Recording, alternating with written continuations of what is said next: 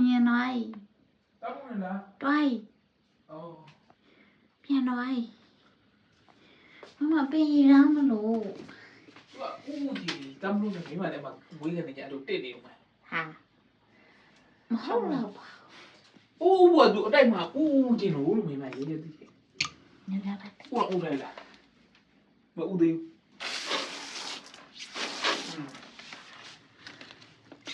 အဘောနေနည်းနည်းလေးလောင်းလိုက်လေ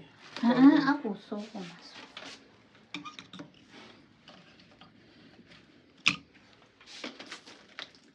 ဒီဘက်ကိုပန်းလိုက်ဒီဘက်ပန်းနေပေါ့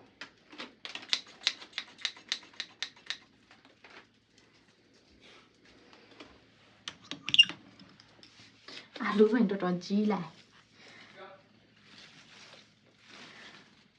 အဲ့ဒါအာလူသီးရဘယ်ချိန်စားရတာလဲမသိအာလူသီးရဘယ်ရွယ်ဆိုဆိုဘယ်ရွယ်ဆိုအာလူသီးရတူရ မဦးမူလေးဦးမူလေး ဟောမလာပြီ လာပြီပြန်ပြီးဝိုင်း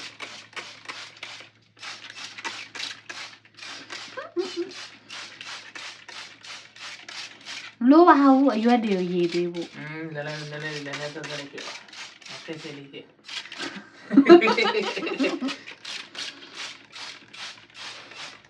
ဟောအောက်တွေရမ်းချွဲကုန်မယ်လို့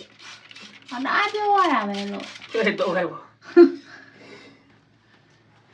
လာမတော့ဦးอ่ะ တစ်ခေါက်ပြန်လာပြီမရှိတော့ကြည့်ကြည့်ရမငါပင်နဲ့သွားရင်မကြည့်မွေရနဲ့စိမ့်မဲ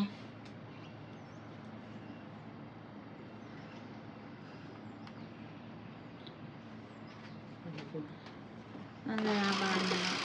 ရတယ် ဦးမသေးဘူး ဦးမရှိသေး ဦးอ่ะသူဦးပါ သူနေရဆင်းနေတော့မှာ